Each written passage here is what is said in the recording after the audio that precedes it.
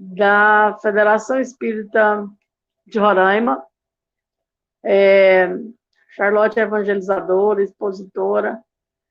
E nós temos aqui conosco também a nossa companheira aqui da FETINS, a nossa Carita Gomes, que é nossa evangelizadora e expositora espírita. É com alegria que nós iniciamos mais um programa Roda de Conversa, que tem a alegria de trazer um tema palpitante, que é o autismo na visão espírita. Boa noite a todos. Vamos começar o nosso programa.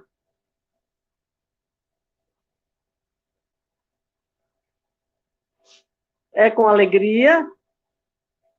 Boa noite, Charlotte. Boa noite, Caritas. Boa noite. Boa noite, pessoal. Boa noite.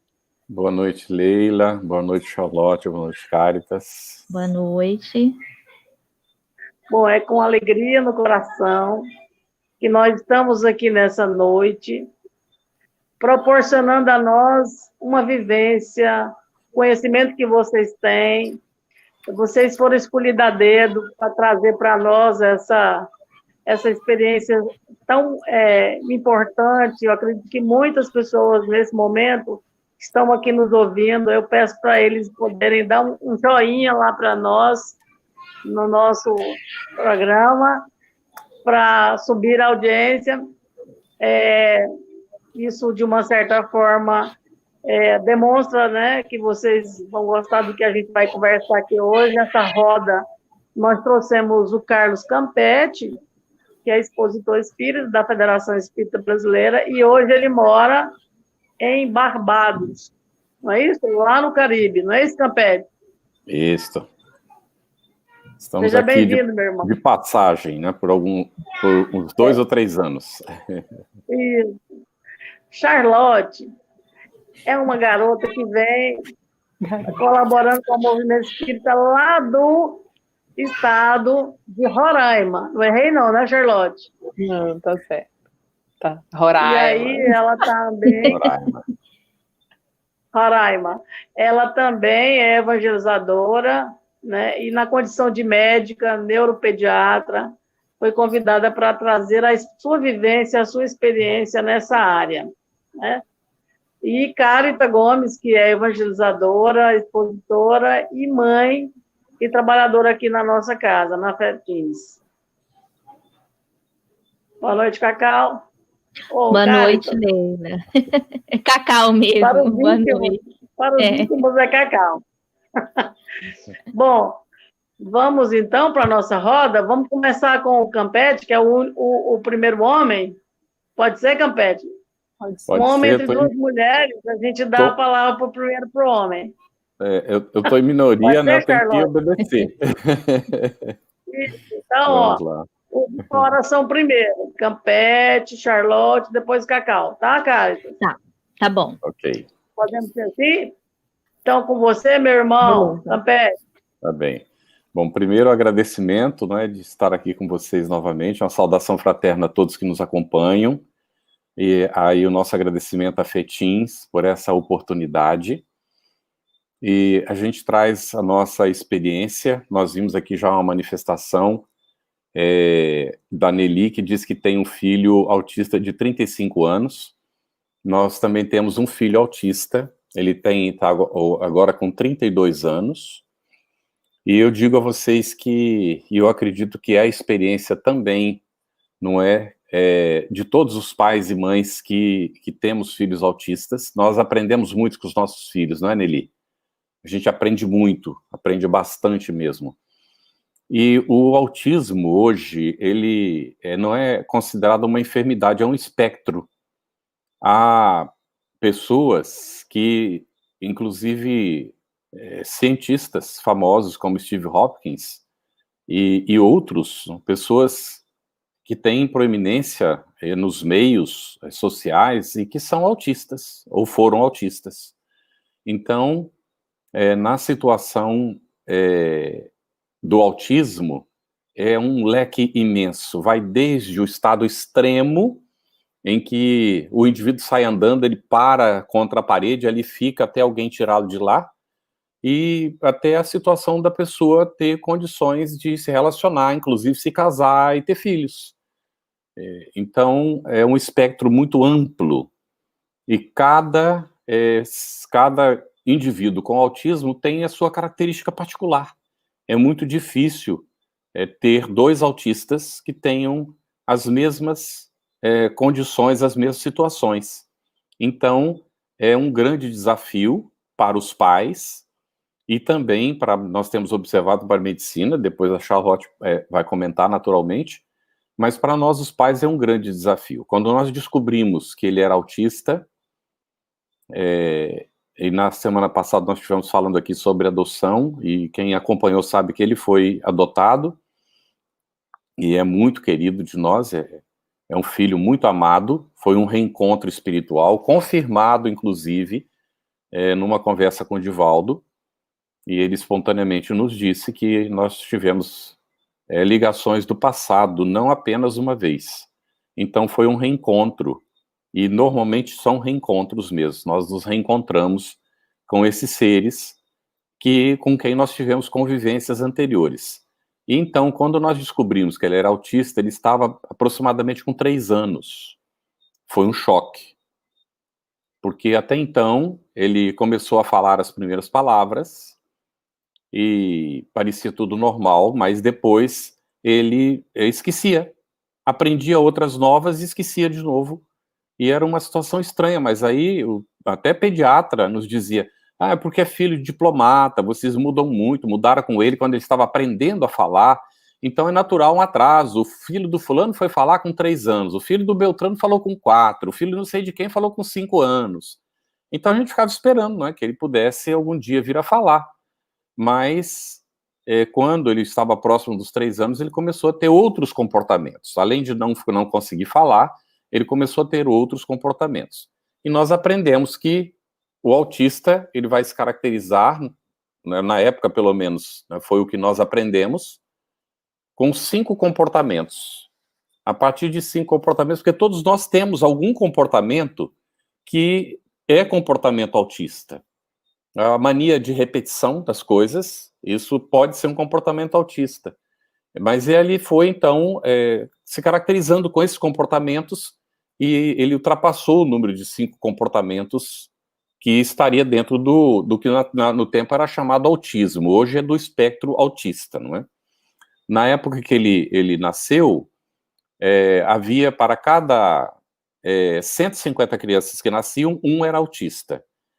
E, bom, naquele tempo, provavelmente, nem todo mundo que era autista era classificado, talvez os meios de acompanhamento há 32 anos não eram como hoje, mas hoje se indica que a cada 56 crianças que nascem, um é autista. E isso pode ser considerado calamidade pública, não é? Então, é uma situação bastante complexa para a humanidade, examinar essa situação, e nós estamos num período de transição, a gente que é espírita entende isso, não é? E nós vemos, então, o nosso desafio. A nossa luta foi para enfrentar a dificuldade com o atendimento psicológico, que não pode faltar, e o atendimento espiritual. Então, nós tivemos vezes de o nome dele estar em 4 ou 5 centros diferentes, no Brasil e fora do Brasil. E nós recebíamos informações das entidades que estavam sendo atendidas ligadas ao caso dele, espíritos, obsessores que o acompanhavam. E nós contamos aproximadamente 40 espíritos que foram atendidos durante um período aproximado de 24 anos. E então era uma luta tremenda, e ele via alguns desses espíritos. E então, como a situação dele que, espiritualmente falando, não houve o acoplamento do processo reencarnatório. Ele paralisou aproximadamente nos 6 anos e meio. E nós sabemos que a primeira etapa da reencarnação, ela se cumpre aos 7 anos. Quando a gente lê Leon Denis, a gente aprende isso. Então, ele não cumpriu a primeira etapa. Ele continua como aquelas crianças que, ora, estão atentos a esse mundo e, ora, estão vendo o mundo espiritual.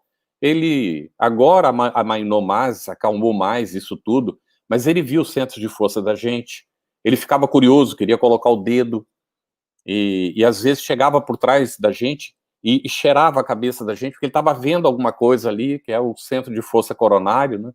E então também os espíritos. Então ele dava nome para esses espíritos que vinham e que o acompanhavam. E eles foram sendo atendidos. Sempre resta algum, não é?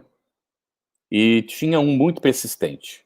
Era um espírito que eu o vi várias vezes, ele foi visto por um outro médium, é um tio nosso, e a quem eu nunca tinha falado sobre o assunto, né, de que tinha visto esse espírito. Nós fomos visitar, e ele disse que interessante, o Daniel está acompanhado.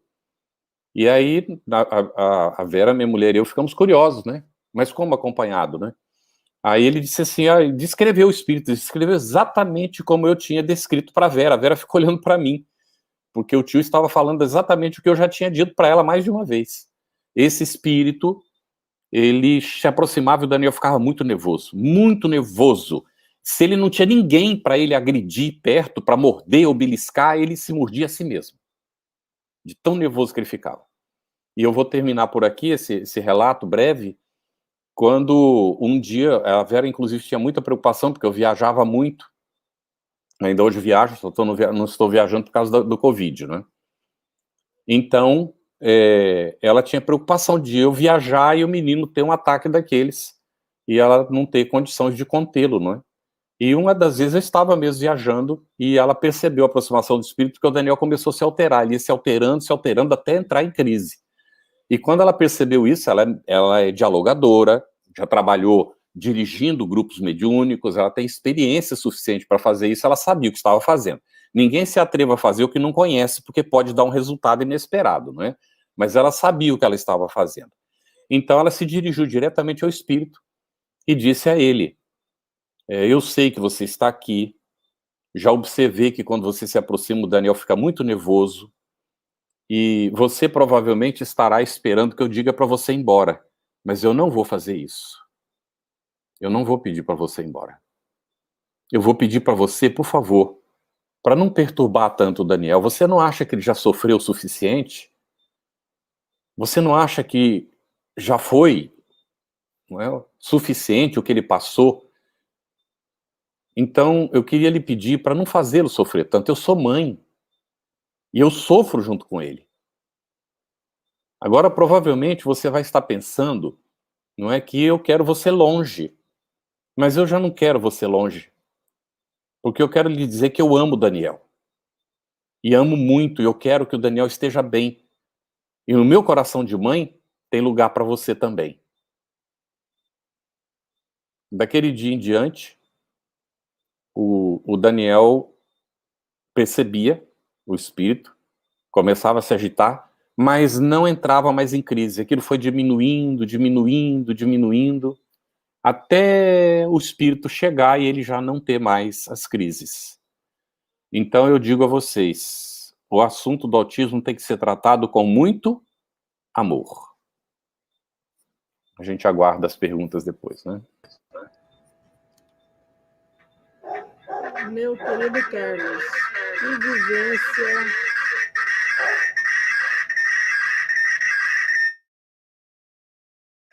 vivência interessante.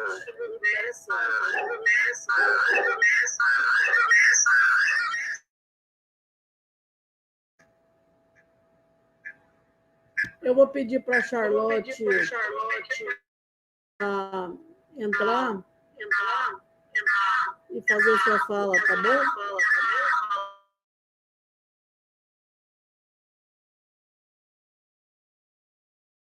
Enquanto a Leila resolve aí esse microfone que parece um DJ, né? Tá parecendo um DJ fazendo remix. Pensei em várias coisas para conversar, mas ao mesmo tempo é muito interessante e foi muito emocionante acompanhar esse relato do Carlos, porque cada criança, cada adolescente, cada família que eu entro em contato, eu sei que é um mundo à parte, e é um mundo novo, e é um mundo cheio de desafios, cheio de peculiaridades, E quando a gente vai falar sobre essa temática do autismo, independente da terminologia, né, porque os conceitos, os critérios de diagnóstico, essa parte que a ciência foi evoluindo e foi ampliando as possibilidades, realmente muda. E é natural que mude ao longo do tempo, especialmente nessas últimas 2 décadas, a gente teve muitos estudos mostrando essa diversidade tão vasta, e por isso o nome de espectro, né, que é uma coisa que eu acho que contempla em boa parte esses múltiplos aspectos. Mas a primeira coisa que eu penso em compartilhar com vocês é o quanto é interessante a gente lembrar da importância desses primeiros momentos na encarnação, quando o espírito volta ao corpo. Quando a gente vai avaliar, quando eu vou avaliar, ou quando eu vou conversar com alguém, a família procura a avaliação médica por conta de um atraso, por conta, como o Carlos comentou, a criança aprende alguma coisa, perde um pouco do que aprendeu, sabia palavras, não fala mais, ou passa a não ter um contato social, um contato de troca de olhares, de dividir, compartilhar a atenção. Aquilo começa a chamar a atenção, especialmente se a família conhece outras crianças que já passaram pelo desenvolvimento infantil, se a família tem mais de um filho. E algumas vezes isso não é muito claro, não é tão nítido, depende da experiência, da idade dos pais, do grau de maturidade da família, depende de vários fatores para se perceber. Como as informações são muito intensas agora, né, especialmente porque a gente tem muita coisa na internet, muita gente pesquisa antes de chegar. Então, quando chega para uma avaliação, já leu sobre o assunto, já viu o assunto. Então, quando a gente está diante de uma situação de uma criança com algum tipo de diferença no seu desenvolvimento, algum tipo de atraso no seu desenvolvimento, é muito importante que a gente entenda todo esse processo de volta, né? Essa criança que nasce, como que foi essa gestação, como que foi esse parto, como que foi os primeiros meses, como ele se comportava. Então, entender a parte fisiológica, biológica, que já está determinada, programada, geneticamente muito automática, quando a gente entende ela na sua diversidade, a gente começa a perceber as diferenças, às vezes, muito precoces. Então, hoje, em 2020, nesse ano tão atípico, nós tivemos muitas experiências interessantes de famílias, por exemplo, que passaram a estar mais próximas a seus filhos e observaram com mais detalhamento essas diferenças no desenvolvimento. Então, a suspeita do autismo, ela aparece com muita força. Uma coisa que a gente percebe é que há uma intensa busca de saber o que está acontecendo com seu filho. Porque todos nós, quando nos tornamos pai e mãe, quando a maternidade e a paternidade elas chegam mesmo, nós imaginamos um filho de uma forma, nós criamos expectativas, nós temos o nosso jeito de encarar esse desafio. E, de repente, essa criança começa a ter um comportamento que chama a atenção, que é diferente dos demais, é diferente dos colegas, é diferente, às vezes, da própria família. Então, começa a aparecer uma nova... um novo quadro, né, dessa criança que pode ou não gerar um desconforto muito grande, um desconforto médio nessa família que tinha uma expectativa para o seu filho. Quando eu me formei, há uns bons anos atrás, tem muito tempo já, foi em 2003, a gente falava de autismo, talvez, assim, de uma forma muito superficial, os quadros eram os mais graves, não se tinha esse detalhamento todo. Hoje, a gente percebe uma infinidade de possibilidades. Mas entender como que a criança desenvolve, o que é peculiar a cada faixa etária, a cada etapa desses primeiros 3.000 dias. Eu gosto de falar dos 3.000 dias, porque quando eu estou com a minha equipe, com a pediatria, com a equipe de terapias, enfim, a gente fala muito dos 1000 dias, que são os primeiros, contando, né, da gestação, parto e até os primeiros 2 aninhos de vida. Mas quando a gente vai lá ler André Luiz, vai ver os Missionários da Luz, tem o capítulo da reencarnação do Segismundo, que é muito interessante para a gente falar um pouco dessa volta do espírito ao corpo, dessa reencarnação. Ele coloca essa questão dos 3.000 dias, que é mais ou menos o período, né, dos 7 anos, em que você completa esse processo. E quando a gente está conversando sobre desenvolvimento infantil, quando eu leio, né, dentro da teoria científica atual, eu vejo que o corpo, ele vai mostrando as suas peculiaridades, as suas formas de desenvolver, as aquisições, as habilidades, a cada etapa, uma após a outra, e ela vai completando essa possibilidade de expressão desse ser que está ali. Então, quando a gente avalia alguém, é muito importante a gente ter um olhar mais amplo. Primeiro, porque a família naturalmente quer uma resposta, e nem sempre a gente vai ter essa resposta de pronto. Observar realmente como que a criança se comporta, mas com detalhamento às vezes demora, às vezes não é tão simples, porque existem muitas nuances. Um outro ponto importante é entender que cada criança vai ter inúmeras formas de se manifestar, e se a hipótese mais forte for essa, de um transtorno do espectro do autismo, nós vamos ter, assim, 2 grandes grupos de sintomas que estão muito interligados. O primeiro é da comunicação social, então eu atraso a forma de falar, a criança apresenta dificuldades de troca, né, com o outro, de entender o que o outro está sentindo, o que o outro está pensando, de se colocar no lugar do outro. E quando eu tenho 1 ano, 1 ano e meio, 2 anos, 2 anos e meio, 3 anos, isso se manifesta de uma maneira. Mas quando eu tenho 7, 10, 12 anos, isso vai se mostrar de forma mais exuberante. O outro ponto são os padrões muito restritos, pouco flexíveis, repetitivos do comportamento. Todos nós passamos pela infância, todos nós repetimos um desenho animado, um filme, falas de um desenho, quando tínhamos 4, 5 anos, porque era interessante e porque nessa idade é natural para a maioria das crianças repetir, porque é repetindo que se aprende. Assim como é natural ter um sono mais agitado quando eu estou numa fase de desenvolvimento motor, porque, por exemplo, com 2 anos, a criança está intensamente desenvolvendo a parte motora, as suas questões de linguagem. Então, a criança fala dormindo, a criança repete tudo que ela está aprendendo durante seu sono. Se eu entendo como que o desenvolvimento funciona dentro da maioria das crianças, eu vou conseguir transpor isso para aquela criança que tem uma dificuldade a mais em uma determinada área ou em mais de uma área. Então, se a criança tem essas dificuldades de comportamento, de repetição, ela fica muito instável, muito desorganizada quando algo sai do lugar.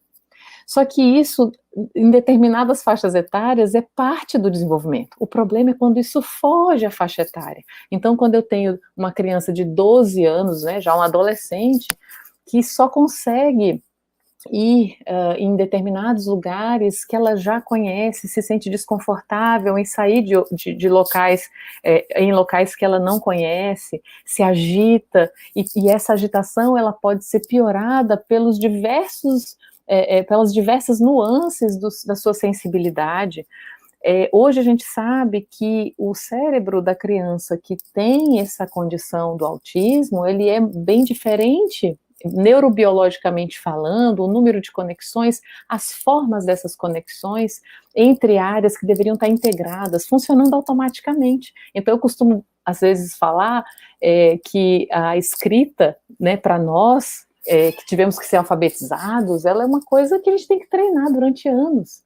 Mas imagina se, além de ter que treinar para escrever, eu tivesse que treinar muito para falar, eu tivesse que treinar muito para ter um diálogo com alguém. A escrita para nós, ela não é automática, ela necessita de anos, né, de caligrafia, ela necessita de leitura. A mesma coisa com a criança que tem uma condição como autismo, em que ela automaticamente não fala, ela automaticamente ela não consegue interagir com o outro, ela tem que aprender. Isso demanda tempo, isso demanda treino, isso demanda um suporte, que aí entram os graus variáveis, né, de suporte, de situações que a pessoa vai passar nessa sua infância, tentando ao máximo expor essas situações a outras formas de aprendizagem. Então, quando a gente avalia alguém com autismo, a gente está diante desse mundo que é extremamente variável, tão variável quanto são as cores desse espectro. O que eu gostaria de finalizar é que ser espírita, nesse caso, como profissional da saúde, amplia a visão de estar diante de um ser único, né, avaliar ele como esse ser único, avaliar da forma mais integral possível, dentro do que a gente conhece, e para quem talvez tenha o contato maior com a mediunidade, com o seu lado espiritual, seja uma coisa com informações diferentes, como não é o meu caso, eu não vejo, eu sinto uma intuição ou outra, eu tento fazer isso, gente, eu tento ampliar ao máximo a minha capacidade de observar, de escutar, de ser o mais sensível possível com essa família, com essas crianças, e tentando perceber o que eu posso fazer, né, na minha prática para melhorar a qualidade de vida dela, para incentivar, para a gente conseguir o máximo de potencial daquele ser, que é único, que é integral, e que eu preciso respeitar ao máximo aquele contexto. Então, eu acho que esse é o maior aprendizado, é ver a beleza da diferença ali, na nossa frente, e com as histórias mais fantásticas de reencontros, porque mesmo não tendo, talvez, informação sobre a vida de cada um, ao longo das conversas e das consultas, as famílias vão conversando, vão explicando para nós como que eles formaram essa família, quais são as características dessa criança, como ela é parecida com fulano, com ciclano, enfim. Então a gente vai criando uma série, é um quebra-cabeças mesmo, né? Então a gente vai criando essas pecinhas e vai sentindo, junto ao pai e à mãe, que são os maiores especialistas na sua criança, como podemos ajudá-lo. E eu acho que esse é o maior aprendizado. E eu acho que era isso que eu queria dizer para vocês nesse primeiro momento. Que coisa interessante.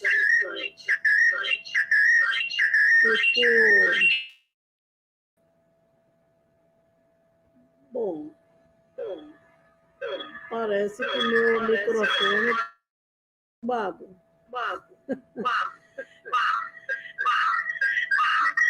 Bom, eu vou passar a palavra para o que está acontecendo, que eu achei que tinha resolvido.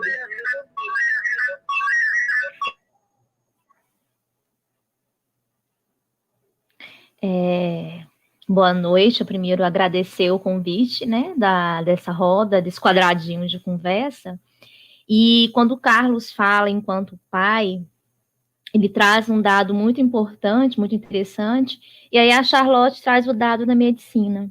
Só que antes dessas crianças chegarem ao consultório, eles chegam na escola. Antes dos pais saberem o que as crianças têm, passa pela escola, pela experiência da escola e também da evangelização, né? Porque a evangelização, a criança começa no centro, pela evangelizar, pelas portas da evangelização, pelo processo de educação, que eu vou colocar aqui. Então, o primeiro olhar que é quem vai dar para essa criança somos nós, educadores.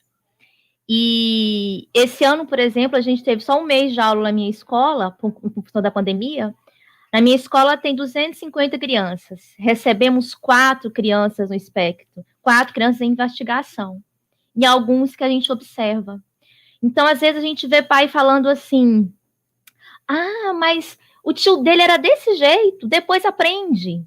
E o pai dele era desse jeito. Então, vai a gente, com muita amorosidade, com muito cuidado, dizer, olha, você está me dando um dado de que talvez o seu filho tenha uma necessidade especial, tem um fator hereditário aí, não é normal. Ou então a gente diz assim, cada criança tem seu tempo de desenvolver.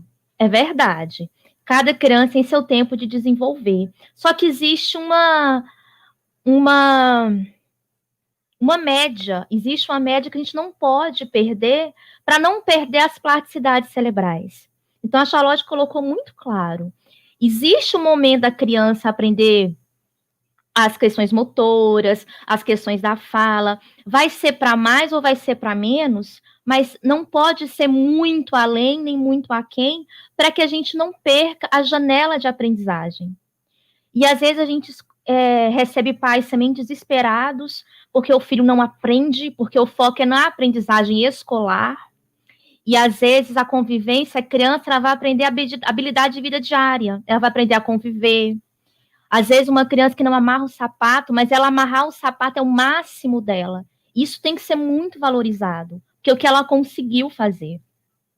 E aí a gente vai orientando essa família a procurar a ajuda necessária, porque às vezes o primeiro contato que a família vai ter com essas questões perpassa a escola. E quando a Charlotte fala, eu fico tão assim, gente, quando é que a gente vai conversar junto, saúde, educação? Quando é que eu vou sentar com uma médica e fazer as minhas questões enquanto educadora, levar esse pai para uma conversa assim, numa linguagem de fácil acesso para que todo mundo possa compreender, para que todo mundo possa ser incluído, porque tem muitas das coisas de que até então a gente dizia, é a criança que não convive, é a criança que não conversa, é a criança que vive no seu próprio mundo.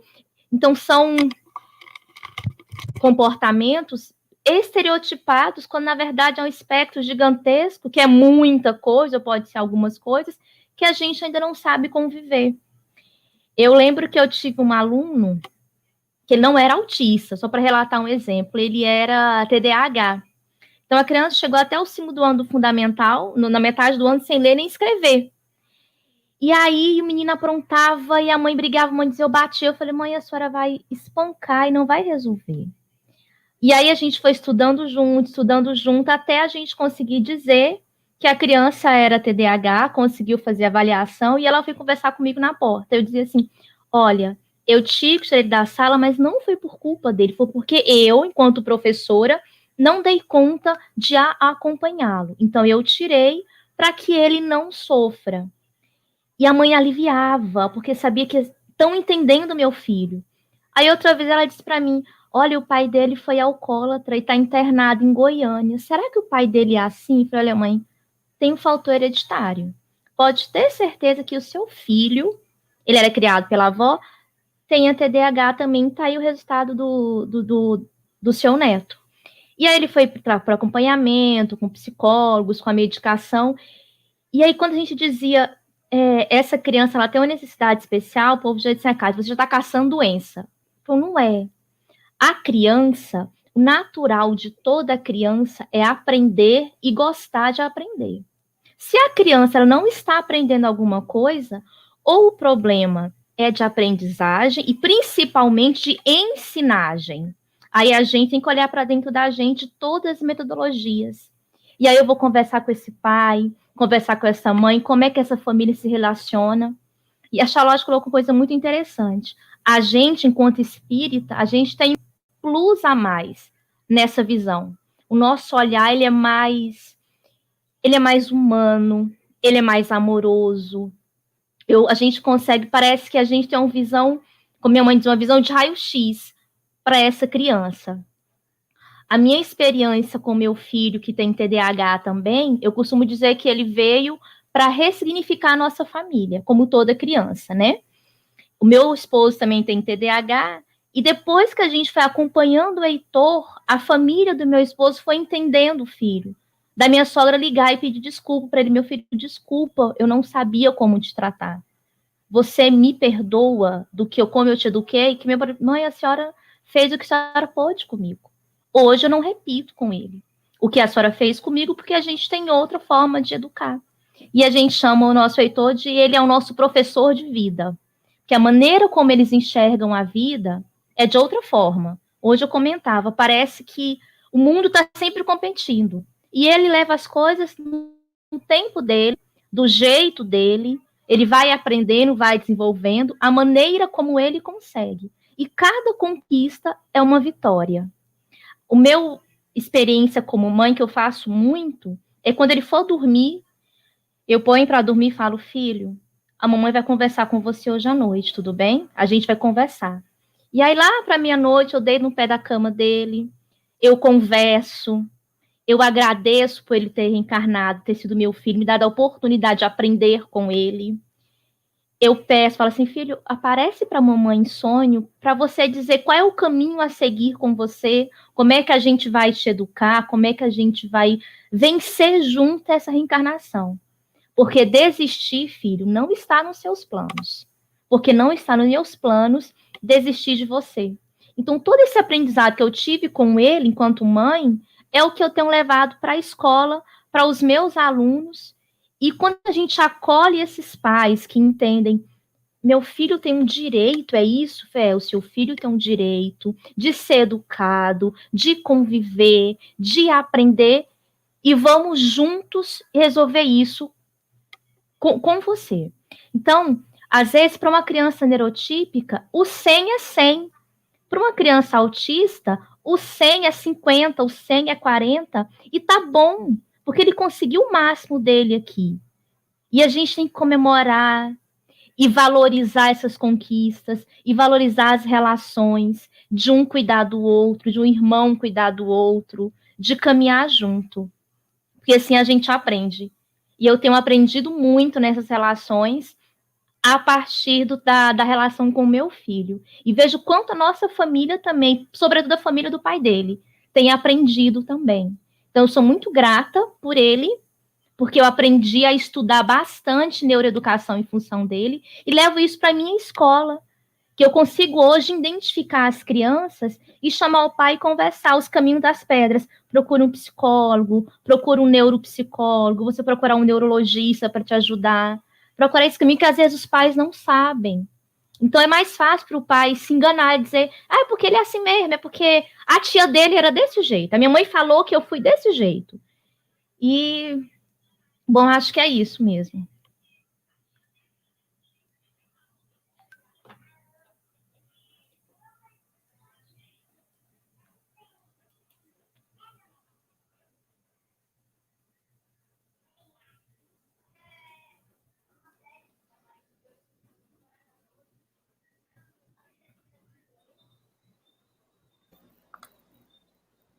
Acho que ela não ouve, não é?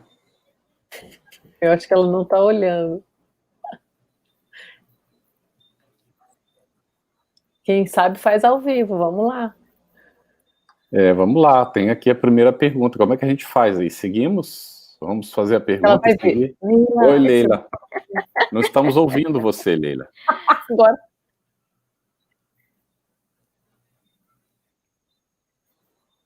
Não adianta, Leila, nós não estamos ouvindo nada, acho que ninguém está ouvindo. Muito bem, gente, vamos lá. A primeira pergunta foi da Daniele Pinto, não foi? Como buscar esse tipo de acompanhamento espiritual? Ela é de Duque de Caxias, não é? Estava no momento que eu estava falando, ela apresentou a pergunta, não é? Então, se a gente ouvir a Leila em algum momento, a gente interrompe e ouve o que ela está falando, tá bem? Eu começo aqui respondendo. Como é que busca, então, esse tipo de acompanhamento espiritual? Procura um centro espírita, que você saiba que tem trabalho de desobsessão, e deixa o nome da criança ou do autista, não importa a idade, deixa o endereço para as irradiações, para as vibrações que o centro vai fazer.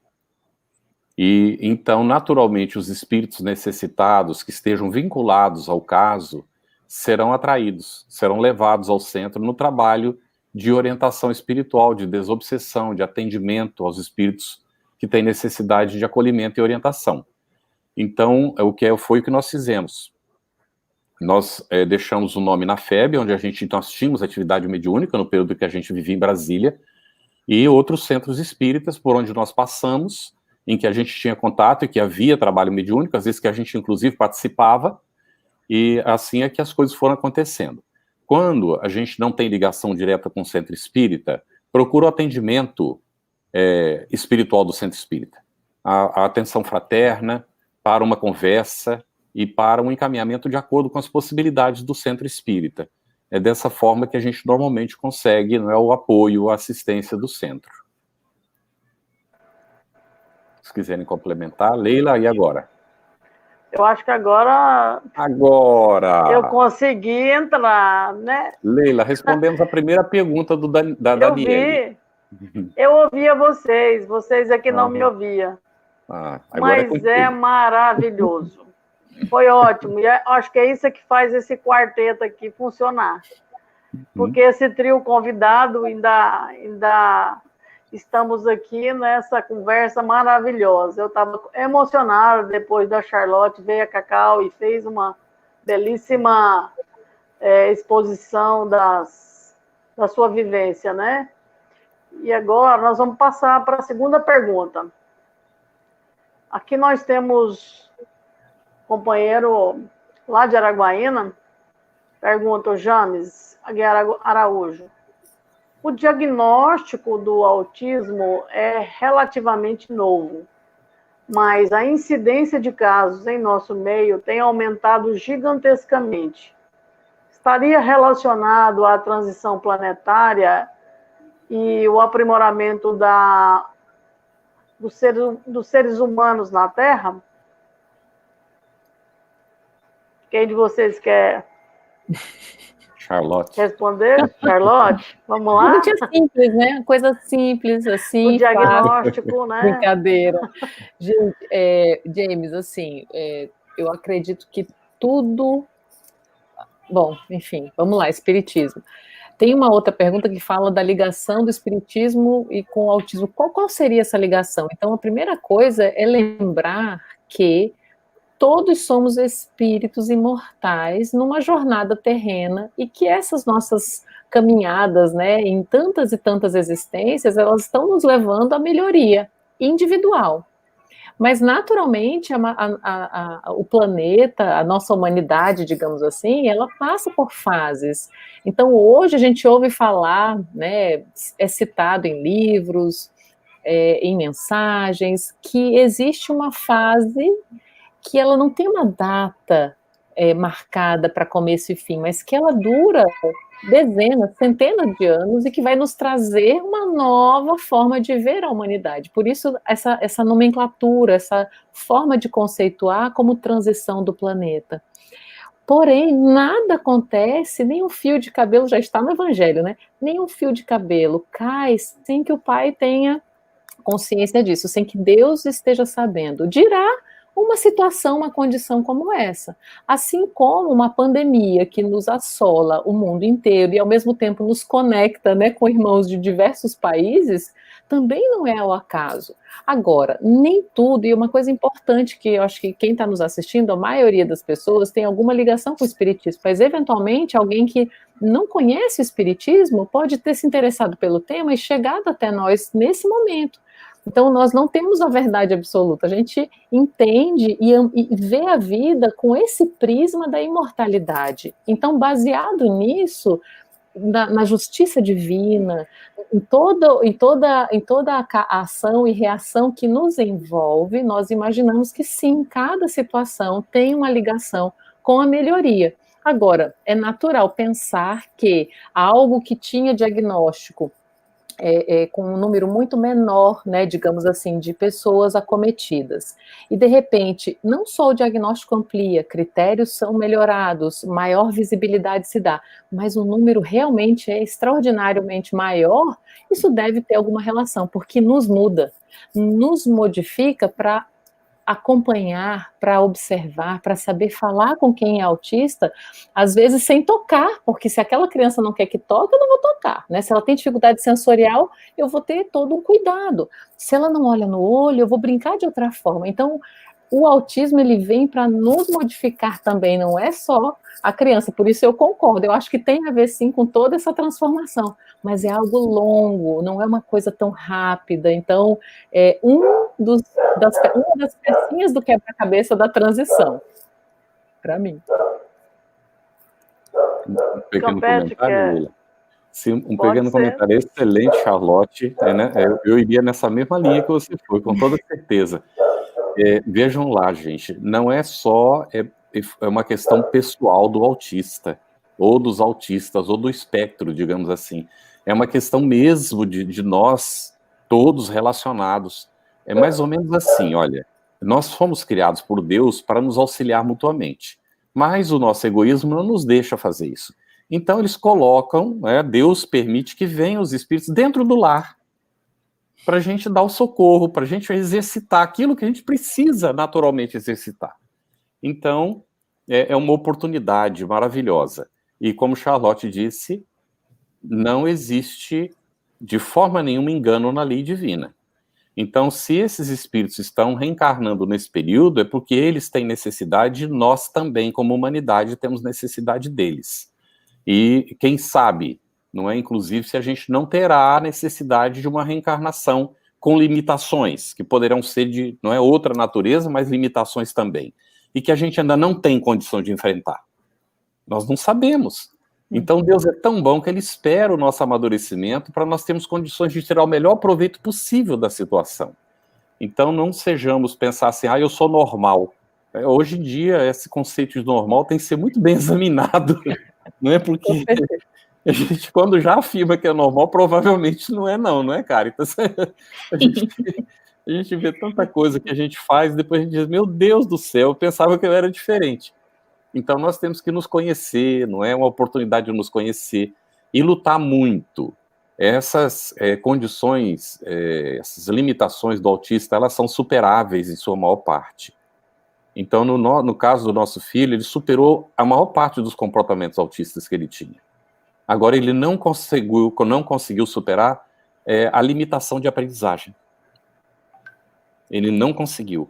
Ele se angustia mesmo, ele não consegue aprender, ele vai até um certo ponto, quando entra o período do esquecimento, ele começa a esquecer, ao mesmo tempo que ele está aprendendo outras coisas. Ele entra num conflito tão terrível, não é, de autopunição, e aí a gente aprendeu que, normalmente, eu não diria todos os autistas, a gente nunca pode generalizar, viu, gente? Porque não tem como generalizar isso.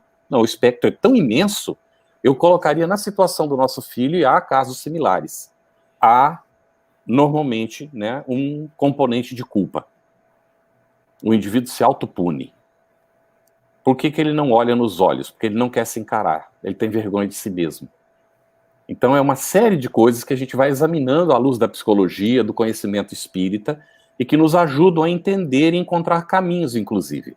O nosso filho, ele pegava as revistas, onde tinha pessoas com os olhos, ele riscava até furar o olho. E hoje em dia ele encara a gente, ele fala olhando no olho da gente. Uma luta tremenda, muita ajuda de psicologia, não é? E também, não é, a questão espiritual, e muito carinho, gente, muito carinho, sabe? Muito carinho. Eu tenho uma admiração muito profunda pela minha mulher, sabe? Muito profunda mesmo. Porque mãe é uma coisa impressionante, sabe? Mãe é uma coisa impressionante. Então, vai descobrindo os caminhos. Eu só coloco isso, gente. Um dia o menino, ele saía correndo, e ele, quem tivesse na frente, ele pegava e mordia. E a gente, então, tinha que ficar sempre com ele, quando estava no meio do público, com ele na mão da gente. E ele escapou da mão da mãe um dia, no aeroporto. E saiu correndo, e vinha um senhor ao encontro. E ele foi, e ela não sabia o que fazer, porque não conseguia alcançá-lo. Então ela diz assim, não morde não, Daniel. O homem parou, ficou com o olho arregalado, olhando, e dizia para ele, não morde não, Daniel, não morde não, beija ele, Daniel, beija ele. Ele parou assim, agarrou a mão do homem, fez, e beijou. Pegou sapinho depois. Ai, Carlos, você está falando e me veio muito uma frase que eu gosto de falar para as famílias, que é, o especialista no seu filho é você, não sou eu. Eu posso ter estudado, mas o especialista é o pai, é a mãe, o cuidador principal, né? Que a gente sabe que linda a história de vocês juntos e da mãe presente, mas existem várias nuances, né? E assim, o especialista é a família que cuida, quem está ali mais próximo, que vai traduzir o que a criança está apresentando, porque muitas vezes essa questão da comunicação deixa eles assim muito desorganizados, não conseguem se expressar, e que maravilha ele atender a esse comando, né, de amor. Muito legal. É verdade. O senhor Eu não fico sabe por que aqui- ele escapou naquela hora. Eu tenho uma segunda pergunta aqui, acho que essa aqui vai mexer com um pouco com vocês todos, né? Ele está perguntando, o Gerson Blaskovic, desculpa aí se eu não li direito, o Blaskovic, já me disseram, e aí é aquela coisa da lenda, né? É verdade ou não? Autista é um espírito que não queria reencarnar? Isso é uma verdade? Vocês que têm aí essa experiência, essa vivência, Caritas, vocês quer começar? notam que ele tem... Pode começar. Quem é que gostaria? Campete. Depois a gente inverte a ordem. Pode ser também. Eu acredito aqui que essa situação, ela está dentro do espectro, não pode se colocar como sendo a única causa, digamos assim. E nem que ela seja verdadeira, porque pode sim ter algum autista que não quisesse reencarnar, mas com toda certeza não são todos os casos. No caso do nosso filho, não é. Ele tem um amor pela vida, uma coisa impressionante, não é? Então, seguramente não é o caso dele. E são outros fatores. Agora, pode haver algum autista, mas como também há pessoas que são normais e que não queriam reencarnar, não é? Então, não acredito que esse seja um fator para determinar o autismo, não. Não sei se a Charlotte concorda, a Caritas Concordo, também. porque muitas vezes na história nós vamos perceber a criança com afeto. Então, hoje em dia, quando a família às vezes chega para nós e diz assim, não, mas o meu filho abraça, ele gosta de beijo, ele gosta de abraço, então ele não é autista. Então, a gente costuma explicar e aí ter muita paciência, muita sensibilidade para ver se tem outros sinais, né? Porque às vezes é uma coisa, e eu costumo sempre lembrar que uma pecinha só do quebra-cabeça não faz o quadro todo. Então, andar na ponta do pé, várias crianças andam, isso não é autismo, né? Então, é uma questão sensorial. Não falar, pode ser um transtorno de linguagem, pode ser um transtorno neurosensorial, pode ser um atraso, pode ser surdez, pode, né? Vários diagnósticos envolvidos. Então, o comportamento dele é que vai nos dar um sinal do que realmente está acontecendo. Lá no Evangelho, no esquecimento do passado, no esquecimento do passado, Kardec fala que se a gente quer saber o que nós fomos, basta analisar nossas tendências, né? Então é nessas tendências que a gente vai observar que sim, deve ter vários casos daqueles que têm a culpa tão grande que a própria reencarnação foi um caos. Aí a gente vai conversando com as famílias e vai vendo uma gestação conturbada, abandono do pai, ou a mãe com algum problema de saúde muito grave, uma desconexão da família, várias questões envolvidas. Mas outras vezes a criança tem todo um carinho, tem um amor pela vida, mas ela tem dificuldades outras. Então a gente não pode generalizar. O que eu acho que é muito importante em doutrina espírita, e foi nos ensinado pelo codificador, a gente só vai generalizar quando sair, né, informação de vários lugares. Então, universalidade, né, do ensino dos espíritos. A gente não pode pegar um exemplo e generalizar. A gente tem que ter esse exemplo como algo, poxa, para abrir, para ampliar, né, a nossa visão, mas não para tornar ela o todo. Porque pode ser, talvez, que esse espírito realmente não queira reencarnar, mas o nosso foco ele reencarnou, ele está nos nossos braços, merece e precisa ser amado, que é pelas vias do afeto. Então, você está aqui, você é meu filho. A gente te ama e a gente vai vencer essa encarnação juntos. Que a gente não sabe, né? Não existe lei do de repente na vida. Nem nada acontece. De repente aconteceu. Tem todo um porquê. Às vezes até a gestação foi uma gravidez que não foi planejada, não foi desejada. Tudo isso perpassa nesse processo encarnatório do espírito. Então, reencarnou. Vamos amar. Que é isso que nos cabe fazer. Muito bem. Desculpe, eu me lembrei que a Caritas fez um comentário da conversa com a criança durante a noite. É verdade. A gente fazia isso com a nossa filha e também com o filho que nasceu autista. A filha não tem nada de autismo, né? Mas a gente conversava, ela dormia e a gente ia lá de noite para dar o reforço. Porque o espírito, quando é criança ainda, não é? Desde bebê, ele se desprende da organização física. e tem uma percepção muito mais assim, acurada, ele entende muito melhor as coisas.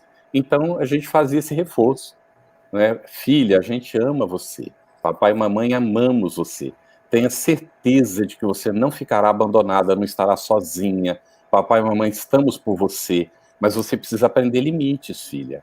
Papai e mamãe serão exigentes com você, não é? Porque você precisa aprender limites, precisa ser educadinha e tal. E com ele a gente fazia a mesma coisa, mais ainda, né? Sendo autista.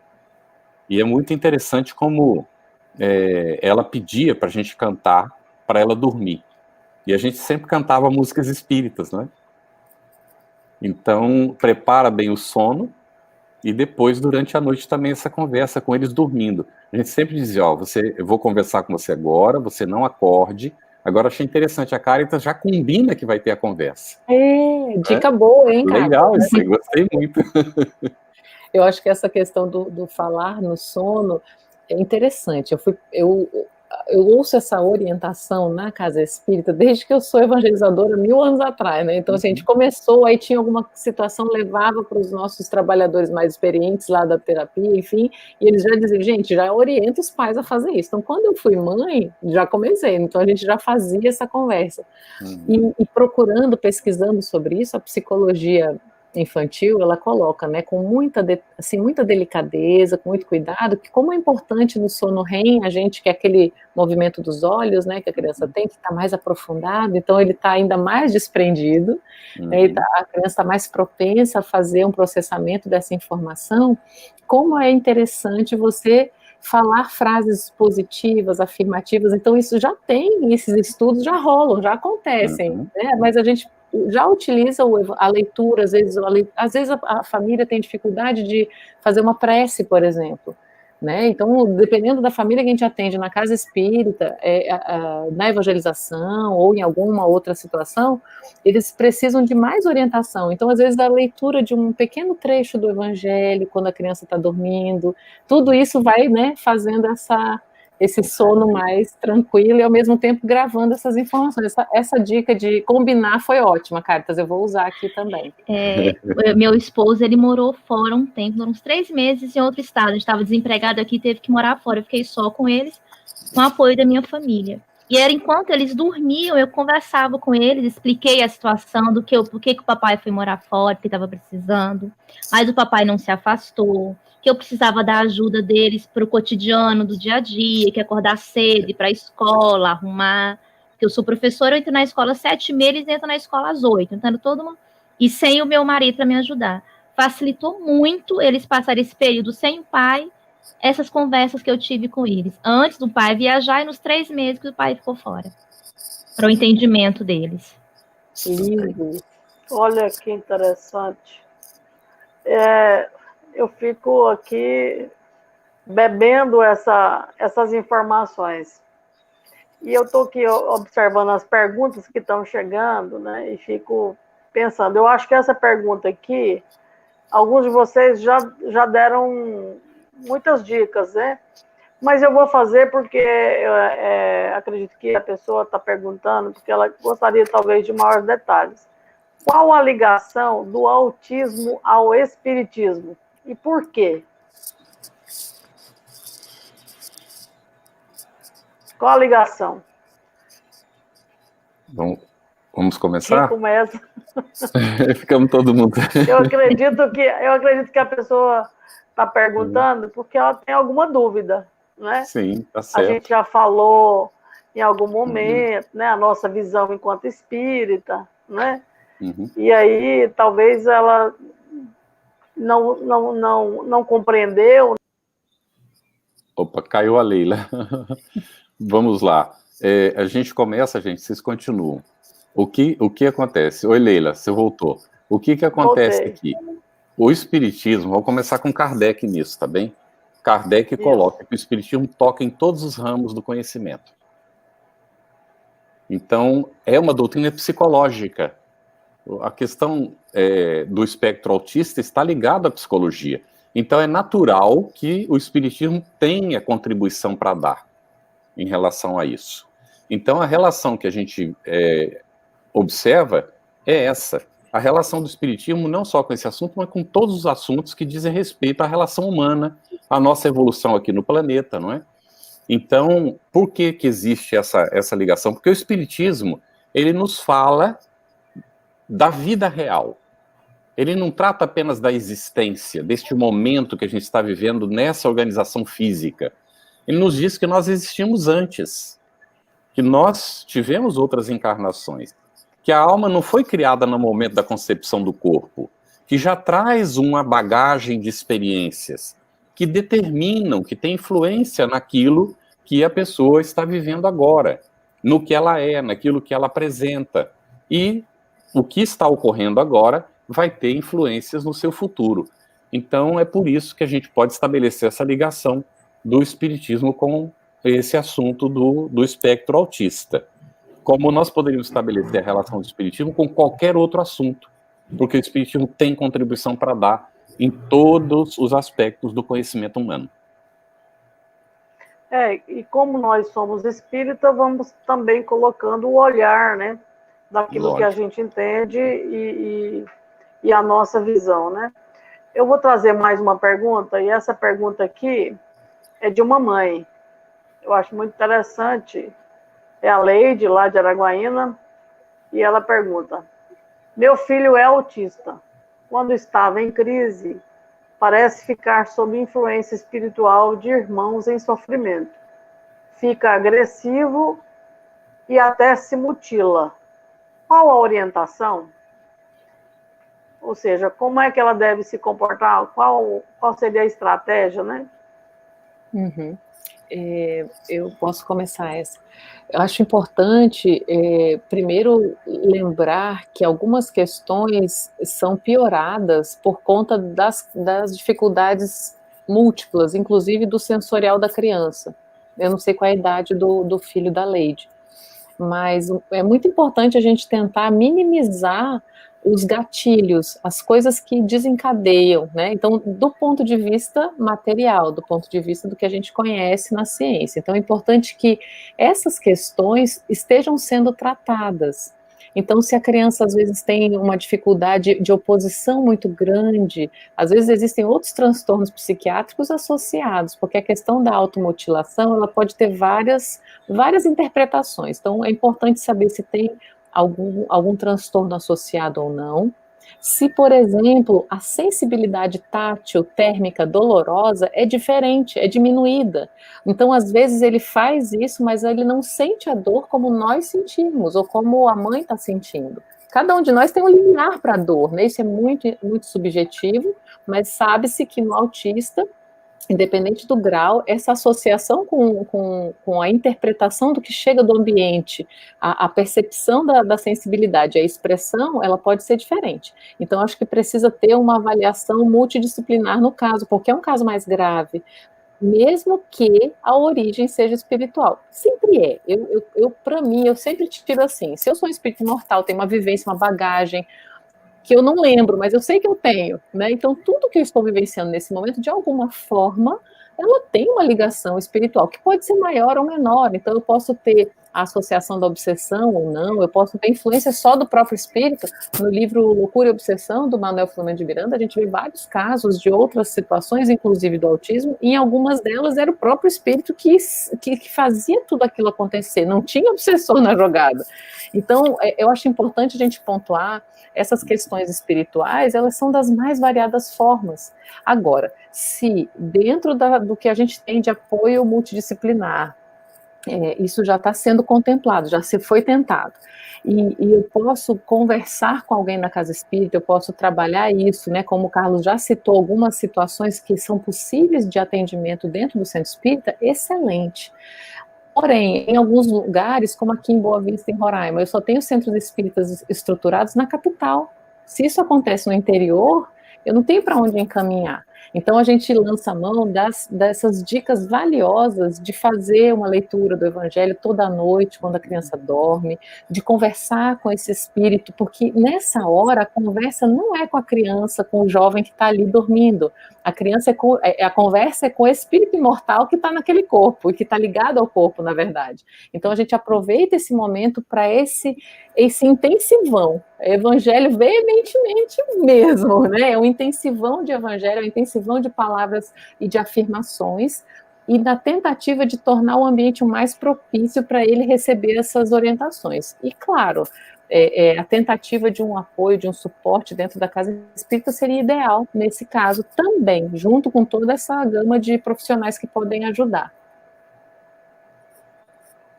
Muito interessante. Só um comentário. Pode falar, Carlos. É magnífico que foi comentado, magnífico mesmo. E aí nós vemos todo esse espectro. A gente chamou atenção, não se pode descuidar o atendimento psicológico. Nunca. Se nós temos um filho autista, a gente precisa ter esse acompanhamento psicológico.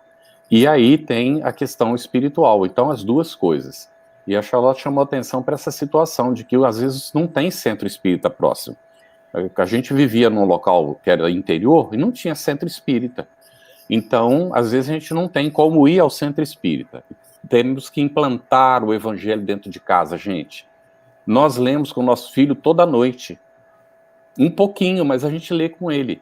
E ele participou conosco durante muitos anos do estudo do Espiritismo em casa, que a gente fazia com a nossa filha e com ele sentado junto. O estudo do Espiritismo era todos os dias, no mínimo meia hora, todos os dias. Eu e a Vera continuamos fazendo isso até hoje. Nós fazemos a leitura com ele, para ele dormir, e depois nós vamos para o nosso estudo do Espiritismo dentro de casa. Isso nós fazemos por consciência, não é por fanatismo. Então, a nossa filha, hoje é espírita, está educando a filha, o marido se tornou espírita, por quê? Por causa dessas leituras em casa. Então, estudar o espiritismo com os nossos filhos é importante. Se o nosso filho é autista, alguns têm condição de sentar com a gente. Alguns até leem, são autistas e leem. Então, por que não fazer isso? É preciso fazer. Agora, se a gente percebe que tem influência espiritual, mesmo estando à distância, não é, Charlotte? Manda o nome para o centro espírita, onde tem radiação. Manda o endereço. A espiritualidade não tem distância, eles virão visitar, levanta a ficha direitinho. Nós temos uma ficha no mundo espiritual. Eles levantam a ficha, veem as causas, não é? Ficha imensa. Examinam tudo e tomam a decisão do que é possível fazer. E nos ajudam muito. Às vezes encaminham algum espírito obsessor para o atendimento. E aí a coisa vai num aspecto amplo, né, de atendimento e de atenção. Eu só faria uma observação, muito cuidado com medicação. A gente respeita muito quando algum tem um atendimento e há um encaminhamento nesse sentido. A Charlotte é médica, não é? A gente tem que respeitar a orientação médica. No entanto, eu lhes digo que o nosso filho autista, e aí eu coloco para vocês, autismo não é doença, tá, gente? Me desculpem quem classifique desse jeito, eu como pai discordo, eu acho que eu tenho direito de discordar. Autismo não é enfermidade, é uma condição do ser humano. É um modo de vida, é um modo de ser, digamos assim. Então, o nosso filho nunca tomou medicação. Um médico uma vez passou medicação para ele dizendo que ele era hiperativo. Inclusive disse que ele não era autista, foi o único. Todos os demais disseram que ele era autista antes e depois. Aquele disse que ele não era autista. E passou um remédio para ele que, na época, eu acho que era até experimental. Alguma coisa relacionada com Ritalina, não sei o quê. A reação do menino foi horrorosa, horrorosa. E nós tínhamos, não é, o médico era distante, nós não sabíamos o que fazer, porque o menino estava tendo umas reações horrorosas.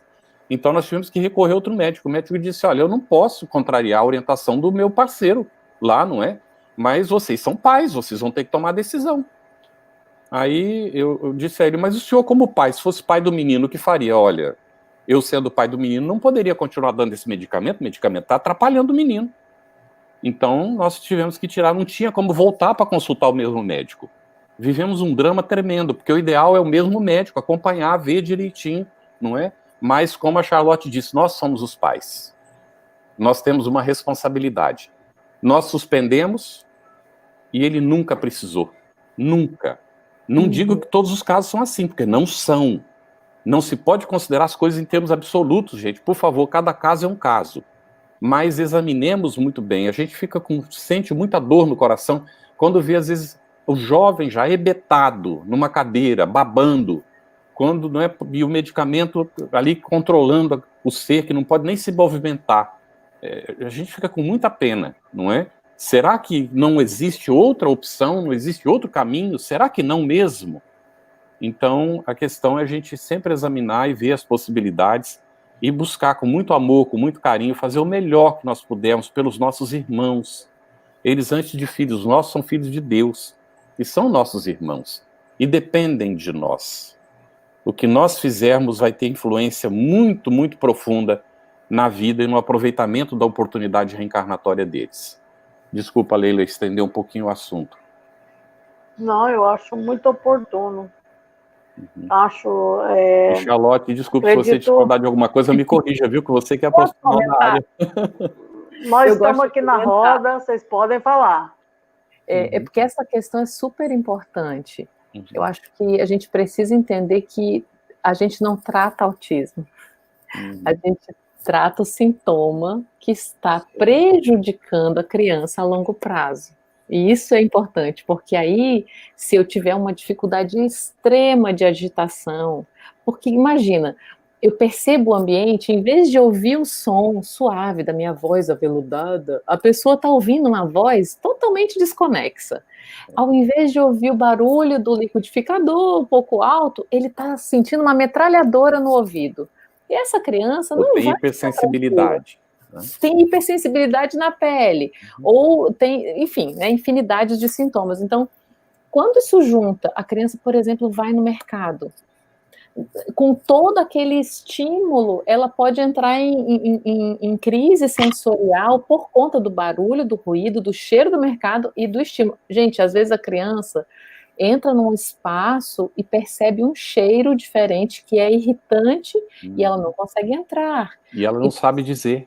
Não sabe dizer. Então, a gente vê que a irritabilidade, ela tem que ser interpretada para você dizer, não, realmente, esse caso, ele não consegue se organizar para aproveitar a terapia, né? Então, ele não consegue, ele se violenta demais, então, tem casos e casos. Uma outra observação legal é que existem uma gama um pouco maior de atividades, assim, que a gente pode fazer com a criança hoje. Nós temos, assim, terapias, gente, que começam precoces. Eu tenho crianças de 1 ano, 1 ano e 2 meses, 1 ano e 4 meses, começando a intervenção, mesmo sem fechar o diagnóstico, mas tem sinais de risco. Então, o pediatra encaminhou com sinais de risco, a gente já observou que realmente era muito provável.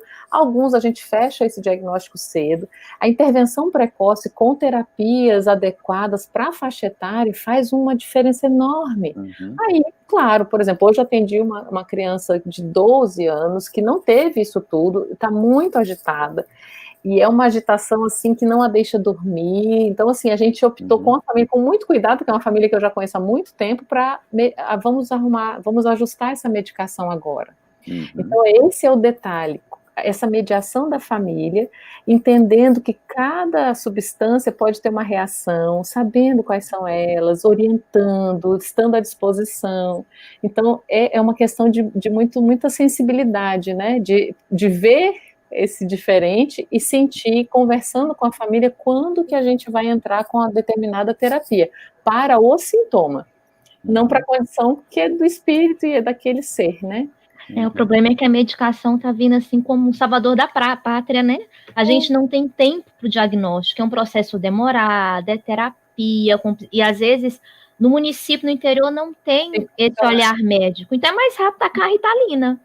E aí vem todos os efeitos, aí a pessoa aumenta a dose, tira a dose, ajusta a dose, dá um nó no organismo da criança. O grande problema... Um medicamento que é bom para, por exemplo, um déficit de atenção importante, como hiperatividade, ele pode me ajudar muito na dose adequada, mas se o transtorno for outro, se for um transtorno psiquiátrico, ele vai alucinar, e ele não vai fazer o efeito. Então, isso, dá o contrário. É o contrário. E aí, às vezes, a família procura. É bem difícil. É por isso, gente. A família procura a medicação e não vai na terapia com psicólogo. É Isso. extremamente Esse é o importante problema. demais andar junto. Vai Isso. chegar um momento que, às vezes, a criança não vai precisar da medicação, vai precisar só com a terapia. Mas a gente é imediatista. A escola é imediatista. Toma o remédio que ele vai sentar, vai me ouvir.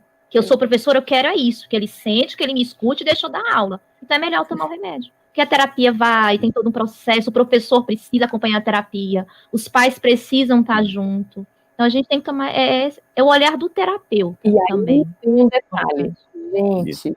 Olha, porque o Carlos é uma família, Carlos e Vera tá fora da curva, né? Cáritas, a gente que está conversando com a turma da escola, com a turma que está, né, enfim, com vários tipos de família, queridos, às vezes o problema é muito mais grave, né? Então, atendendo uma criança que está se violentando, está batendo, aí o terapeuta foi em casa. A gente, dependendo da situação, né, o assistente social vai, a gente, enfim, né, tem várias formas de verificar. A situação familiar era extremamente delicada. Caótica. A caótica era a casa, a caótica era... Então, assim... situações de desconexão, de falta de noção das famílias, assim, eu não estou falando, gente, de quem está interessado e que está indo atrás, eu estou falando de quem não olha essa criança, esse adolescente, esse adulto com autismo, não entende e também não se importa, porque é um de 10 filhos, é um neto dentre 5 netos que a bisavó está cuidando, então, assim, são umas histórias, assim, que eu falo... Ok, o que a gente consegue fazer? Vamos priorizar, né? Então, às vezes, o tratamento, ele é muito assim, priorizando o que a gente consegue fazer. E o contexto. É o contexto, é indicar uma psicoterapia para a mãe, para o pai, né? Então, às vezes, a gente começa por aí, e depois a gente vai chegar, né?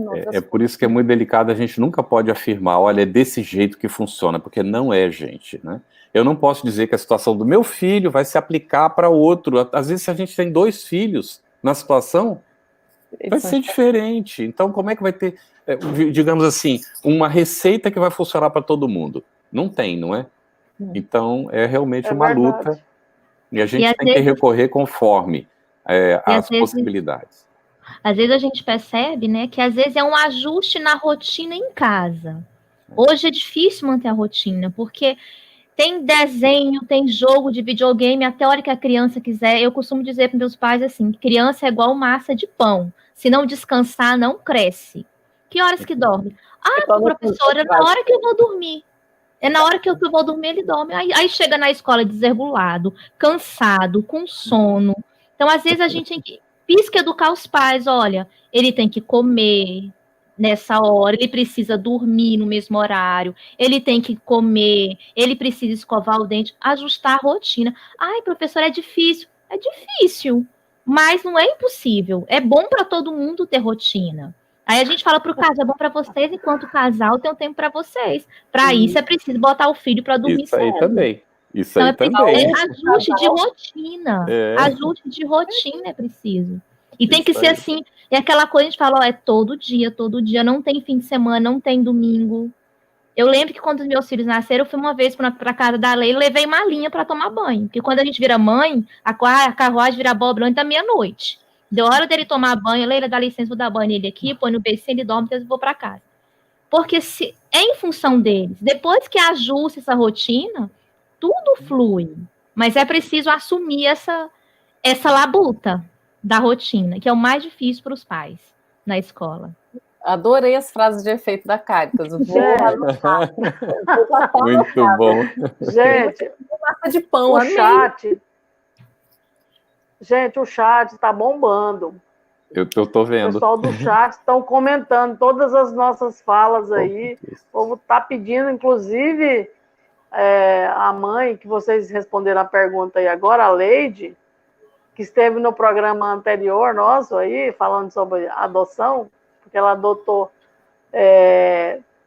3 crianças, né? No programa anterior, ela falou, e ela tem um filho que é autista também, e ela está dizendo aqui que, olha, só para conhecimento nosso, né? Ela pede para a gente falar mais uma vez, porque tantos comentários, são tantas vivências, que vocês estão expressando, né, trazendo a lume, né, e podendo colaborar com mais pessoas. Então, olha, esse trio aqui tem muita coisa para trazer para nós ainda. Vocês estão me ouvindo? Perfeito. Sim. Eu tô achando engraçado. Tá, porque eu pensei que eu já não estava sendo entendida. Bom, há um delay. porque tudo está acontecendo comigo. Acho que eu estou meio que numa experiência aqui, autista. Eu vou pedir para a Leide que nós vamos agendar com esse trio de novo. Mas eu tenho aqui, nós já estamos para 1 hora, quase 1h20, né? Nós temos uma última pergunta dessa rodada aqui. Eu acredito que é uma mãe, porque ela coloca aqui Ana Simone Valente. Aí ela pergunta, qual a dica? Caso tenham, fazer esse bate-papo quando o jovem não dorme. Tem um filho de 18 anos com a síndrome, é uma outra síndrome aqui, né? É Asperger. Asperger, grau leve, mas troca o dia pela noite, como muitos jovens, ditos normais, né? Nos dias de hoje. E ela está pedindo umas dicas, né, gente? O que vocês sugerem? Ana Simone, uma coisa importante, adolescente é adolescente, com síndrome, sem síndrome, com encefalopatia, com autismo, seja o que for, olha, dá trabalho mesmo, irmã, nem te conto, é complicado. Né? Esse é um ponto, a gente tem que entender. O outro ponto é ver que horas ele dorme. Normalmente, o ser humano não consegue ficar sem dormir eternamente. Ele tem problemas gravíssimos se não dormir. Então, possivelmente, em algum momento do dia, esse ser humaninho que é seu filho, que mora com você, ele vai dormir. Então, essa é uma ideia. Porém, existe também a questão da própria participação dele mais consciente, ainda que tenha uma condição ou outra, né, ele já tem uma idade que talvez permita algumas questões de participação. Uma coisa que eu lembro, só para complementar mesmo, é que logo que nós começamos a receber as primeiras crianças com autismo no centro espírita, nas evangelizações, a gente fez um bate-papo com os evangelizadores para tentar trazer alguns conceitos, enfim, e a preocupação inicial, há uns anos atrás, era como é que a gente vai passar o conteúdo, o conceito. Então a gente estava bem naquela fase de organização dos conteúdos e das orientações da ação evangelizadora, com os documentos orientadores, e a gente colocou a questão da sensibilidade, de observar a criança, adaptar esse planejamento, enfim. Aí a criança chega no centro e não quer entrar na sala para fazer toda essa adaptação que tinha sido programada para a sala de aula. Então, o que a gente rapidamente flexibilizou? Vamos para o jardim, ele gosta de flores, então a gente sempre tinha um evangelizador com a mãe próxima e ele ali no jardim, até que depois de 1 mês, 2 meses, ele conseguiu entrar na sala. Então, às vezes, a gente vai precisar ter outras formas de estratégia para chegar lá no nosso objetivo. Então, se o objetivo é conversar com ele à noite ou no horário que ele dorme, você é especialista no seu filho, vai conseguir achar essa intuição e essa estratégia, né? Eu acho que você vai ser a chave do desafio. Nada a acrescentar, é isso mesmo. Se fosse comentaria exatamente do mesmo jeito. Aproveita a hora que estiver dormindo, não importa qual seja a hora, né? Eu acho que isso é essencial, né? Quando a gente, sobretudo quando a gente fala da evangelização, né? Que é possível, né? Porque às vezes as pessoas têm uma falsa concepção de que o autista não tem condições de estar numa sala, né, de evangelização. Isso é muito legal, Charlotte, porque você de uma certa forma, desmistifica isso, né? E mostra que é possível, só é mais lento, né? Uhum. Bom, para a gente poder, já indo para as nossas considerações finais, eu vou pedir para cada um falar um pouquinho, né? Para a gente já, nesse final, a gente já estamos aí a 1h20 e 24 minutos. Eu peço a vocês, né, que nesse momento a gente já vai despedindo e pedindo às pessoas que estão nos assistindo que dê o seu joinha e e nós temos aí um compromisso de talvez agendar esse trio novamente. Quem começa? Agora eu fico por último, né? Isso. Caritas, então começa por você, a roda vai ser ao inverso. Tá certo. Bom, quero muito agradecer o convite. É um assunto que me é muito caro ao coração, que eu posso dar um relato. Eu fugi muito da educação especial na faculdade. Fugi de todo jeito. Não queria nem saber, porque eu sempre me envolvi com política estudantil, adoro legislação educacional, política educacional, e eu via que era muito difícil, que não tinha lei. E aí a gente não foge, né? E aí, quando o Heitor nasceu e ele teve convulsão febril, e aí eu fui observar e apareceu o TDAH, eu falei, não tem como fugir. E hoje é um assunto que é muito me caro ao coração, a inclusão, a educação especial. Quero agradecer a roda de conversa, sou disponível para a gente trocar figurinhas junto, aprender junto, que a gente aprende na troca com os nossos filhos, e disposta ao trabalho para a próxima roda. E aí, Cacau, você saiu do hospital para vir e estar aqui conosco, hein? Quem não sabe, a Cacau eu estava internada. Passou por uma vivência, estava internada e hoje nós vamos lá. Vai dar, Cacau? Vai dar? Vamos lá, porque a sua experiência é riquíssima. Obrigada, Cacau. Eu agradeço. Obrigada mesmo, viu? De coração. Pela sua vivência aqui expondo. Tá? Um beijo. Beijo. Agradeço muito também. Charlotte. Leila, obrigada. Cacau, eu adorei conhecer você pessoalmente. Também gostei demais de conhecer. Muito feliz de falar sobre isso. Eu queria agradecer a Leila pelo convite, a toda a equipe da FETINS, que também é muito querida ao meu coração, e dizer que nós não somos exatamente, né, uma pessoa assim, eu sou Charlotte, eu estou Charlotte. Então, eu queria lembrar que a criança não é autista ou está com autismo, ou tem autismo, ela está autista nessa encarnação, então que a gente possa aprender a conviver melhor. O convite de Jesus, ele é sempre um convite muito sensível ao coração, e ele nos convida ao respeito pleno ao ser humano, ao entendimento desse ser único e integral, e ele nos convida a esse exercício de empatia permanente, então que a gente possa se inspirar no Evangelho de Jesus, nos conhecimentos que a doutrina espírita nos amplia a visão, para poder fazer a nossa prática onde a gente estiver, da melhor maneira. E aí, um beijo para todos e até a próxima. Até a próxima. Gostei. Campete? Olha, uma satisfação muito grande. E adorei também conhecer a Caritas, Charlotte. Gostei muito mesmo do intercâmbio de ideias aqui, Leila. A gente agradece muito a FETINS, não é? E essa oportunidade de estarmos juntos. Também adorei as manifestações no chat.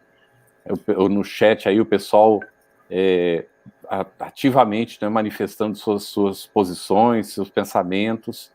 Isso foi muito, muito legal mesmo. E eu aprendi muito hoje.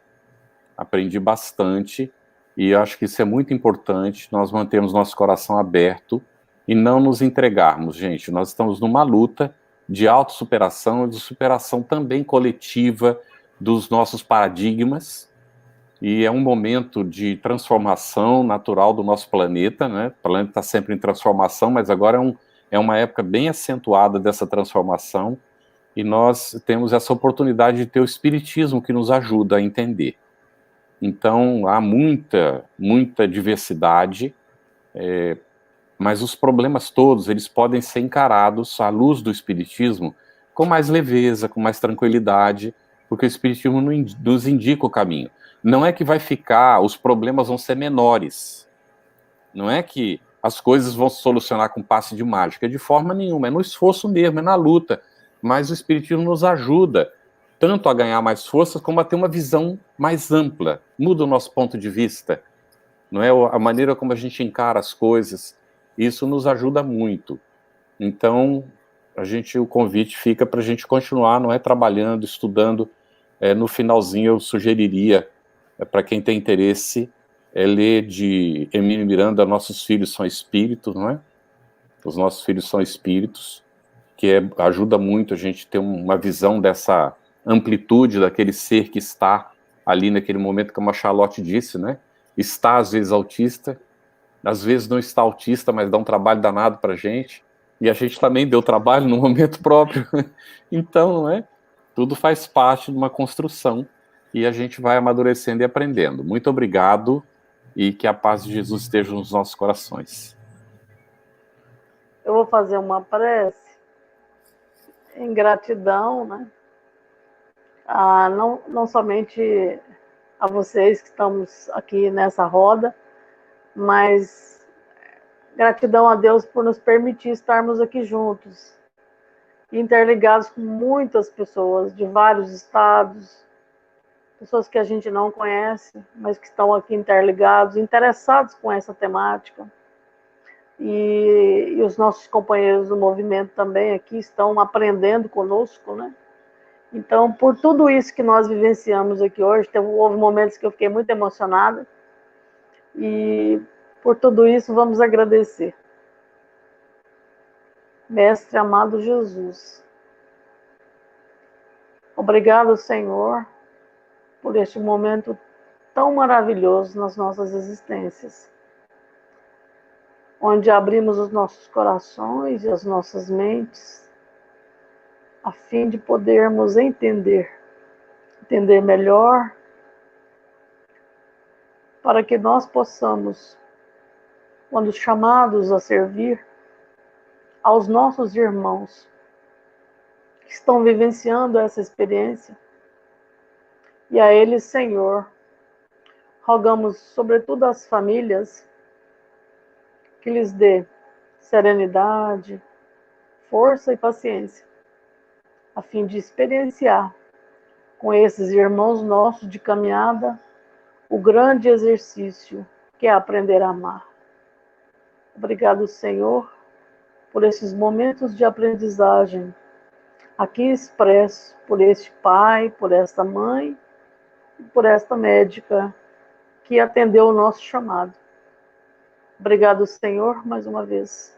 Se conosco, Senhor, agora e sempre, que assim seja.